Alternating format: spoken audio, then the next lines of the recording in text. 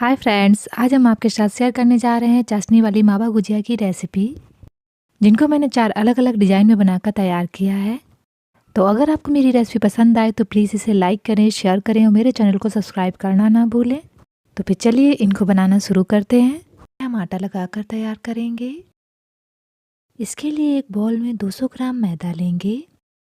तो अब हम इसमें ऐड करेंगे 50 ग्राम शुद्ध देसी घी और घी को हम मैदा में अच्छे से मिक्स कर लेंगे। गुजिया को एकदम सॉफ्ट और खस्ता बनाने के लिए ज़रूरी है कि मैदा में घी अच्छे से मिक्स हो जाए। तो घी को हम मैदा में अच्छे से मिक्स कर लेंगे। अब हम इसमें थोड़ा थोड़ा पानी डालकर इसका एक आटा लगाकर तैयार करेंगे। आटा हमें ना बहुत ज़्यादा सॉफ्ट और ना बहुत ज़्यादा टाइट लगाकर तैयार करना है। आटा हमारा इकट्ठा हो गया है। अब हम इसको हथेलियों की सहायता से मसल कर चिकना कर लेंगे। तो गुजिया के लिए आटा तैयार है। अब हम इसको आधा घंटे के लिए ढककर रख देंगे, जिससे ये अच्छे से सेट हो जाए। तो जब तक आटा हमारा सेट हो रहा है तब तक हम गुजिया के लिए स्टफिंग तैयार करेंगे। इसके लिए एक पैन में हम 2 बड़ी चम्मच शुद्ध देसी घी लेंगे और इसको गर्म करेंगे। तो घी हमारा गर्म हो गया है। अब हम गैस की फ्लेम को धीमा कर लेंगे।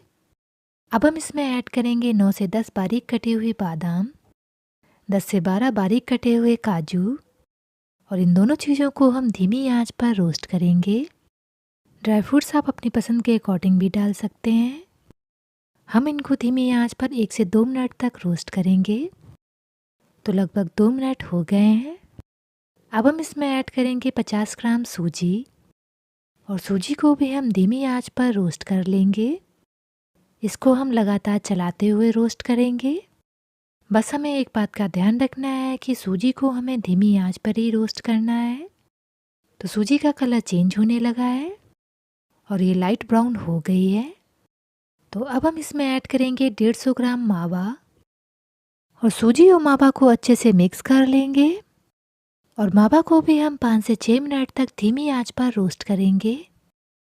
हमें इसको लगातार चलाते हुए रोस्ट करना है। तो लगभग 5 से 6 मिनट हो गए हैं और मावा भी हमारा अच्छे से रोस्ट हो गया है।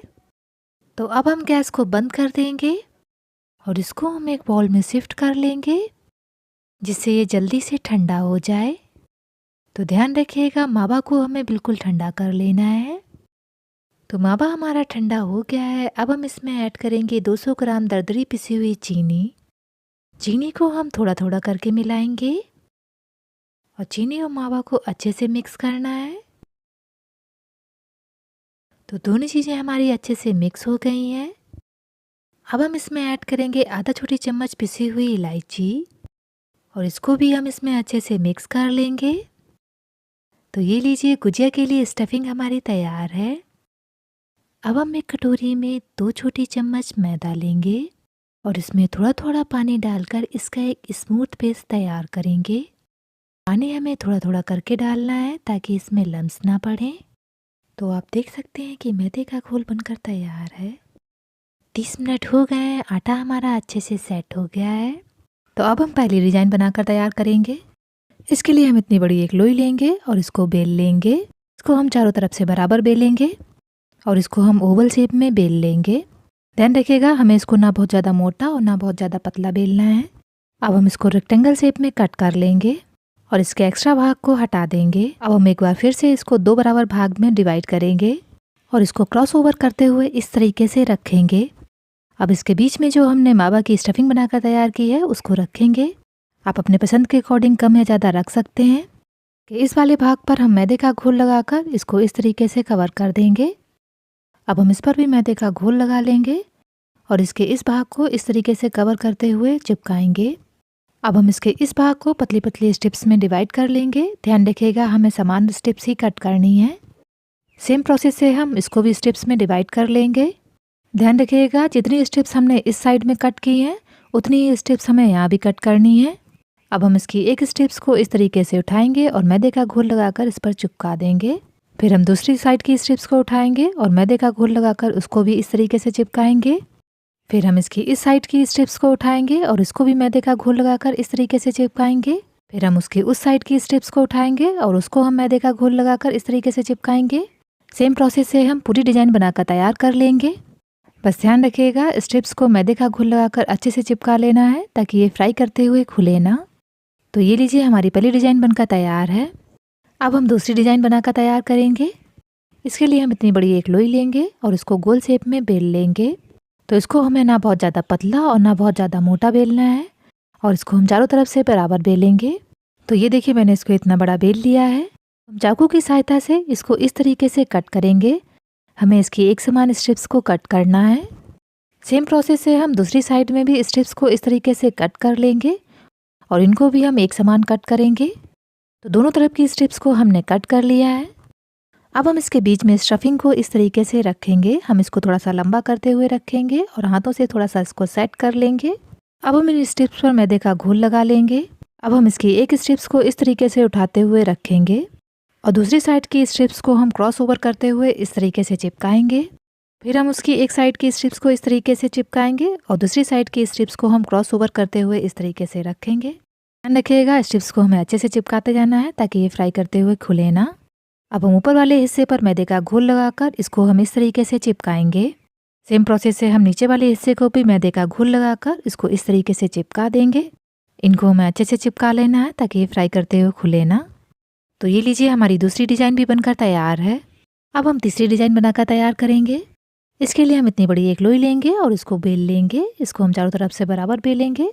तो ध्यान रखिएगा हमें इसको बहुत ज़्यादा मोटा नहीं रखना है और ना बहुत ज़्यादा पतला रखना है। सेम प्रोसेस से हम दूसरी पूड़ी भी बनाकर तैयार कर लेंगे।